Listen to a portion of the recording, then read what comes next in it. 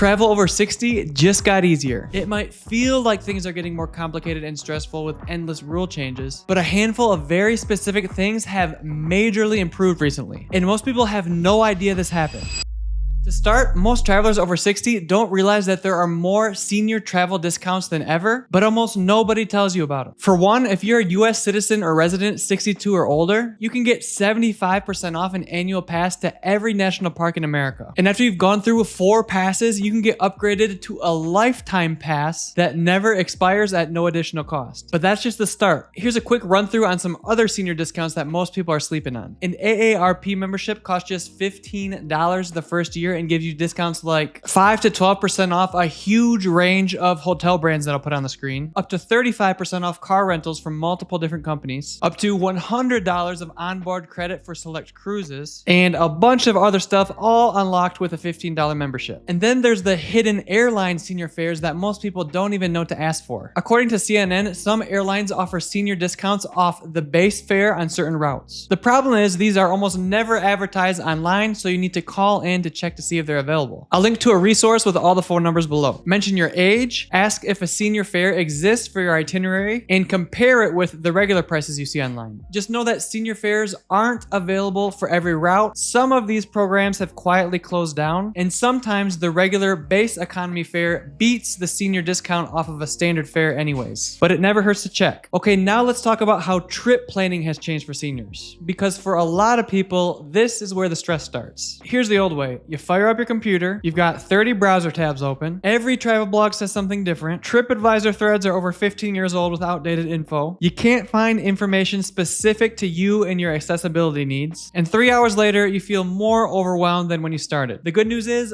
all those shenanigans are now over. The share of adults over 50 using AI to plan travel has doubled over the past year. You can now go to ChatGPT, Gemini, or whatever AI tool you prefer. This works on free accounts, and instead of searching around for answers, you just tell it exactly what you want as if you were talking to a friend. The more specific you are, the better it performs. Let me give you an example of a prompt that would be genuinely useful. I'm a 68-year-old traveling with my husband for our 45th anniversary. We want 10 days in Portugal in September. We can't do lots of stairs or cobblestone walking. We prefer sit-down restaurants over street food, want at least one night in a smaller coastal town, and our budget is around $4,000 total, excluding flights. We've never been to Europe before and get overwhelmed by complicated itineraries. Can you help plan a relaxed, day-by-day trip with gentle pacing, no more than 2 activities per day, and flag any accessibility concerns we should know about? That's pretty specific. If the AI you're using has a thinking mode, I like to use this for better answers. You type that in, and within 30 seconds, you have a complete day-by-day itinerary tailored to your pace, your budget, your needs, and your experience level. It'll even flag things like,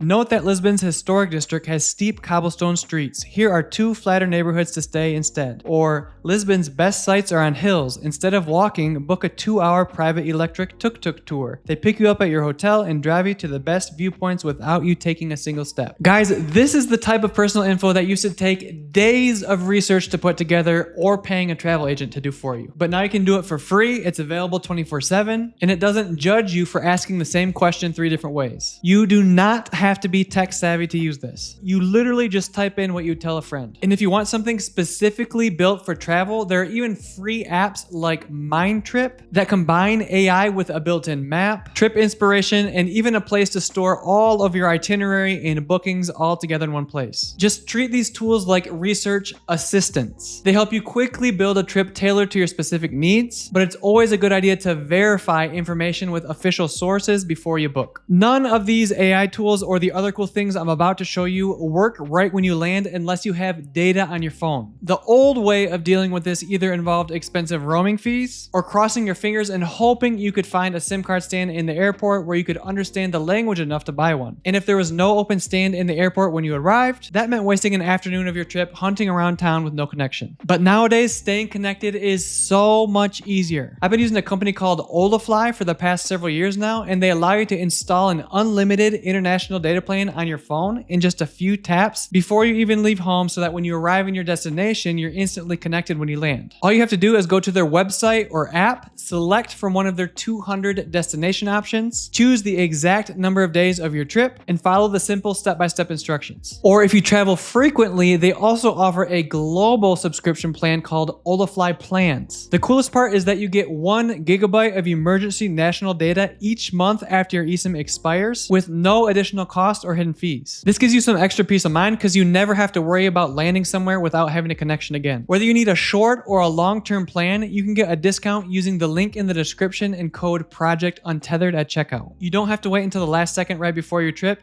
You can install it right now and then just activate it when your trip starts. Big thanks to our friends at Olafly for sponsoring this video. It's always a bit intimidating landing somewhere where you don't speak the language. This used to mean paying for guided tours, using a phrase book, or just pointing at things and hoping for the best. But nowadays, your phone can handle everything in real time. Open Google Translate, switch to the camera mode, and point it at anything. A menu, a street sign, a museum placard. It'll translate it to English right there on your screen, overlaying the image instantly. You'll never have to worry what you ordered at that restaurant again. But here's the version of this that really matters. Say you're in a foreign country and you need to go to the pharmacy. The pharmacist hands you a box with instructions you can't read. Or maybe you're at a medical clinic and you need to fill out a form. Or you're like my wife, who once had chest pain in Vietnam and had to explain her symptoms to a doctor who had zero English skills. Now you just point your phone at it, grab a voice recording, type it out, the translation is immediate. This might sound like a small thing, but when you're actually in that situation, having your phone with a working data connection is the difference between you feeling helpless and you feeling in control. Speaking of phones, here's something that most Americans don't realize until their first international trip. In most countries, people don't use text messaging the way we do in the US. Small hotels, local tour guides, drivers, family restaurants, almost all of them communicate through WhatsApp with few exceptions. It's just the standard. Practically speaking, that means if you have data on your phone, you could send a message to your hotel from your taxi saying that your flight was delayed. Or you can easily reach your guide if your plans change. No international SMS charges, no waiting 2 days for an email reply, and no trying to figure out how to call with a local number. And if you need to chat in a different language, you can just paste your messages over from Google Translate directly into WhatsApp, and vice versa. WhatsApp has made communication as a traveler so much easier, and it's completely free. On top of everything we've covered, even the airport has gotten better for the most part. A couple things have changed recently that are worth knowing about. If you have a bad back, it's no fun bending down on the dirty airport floor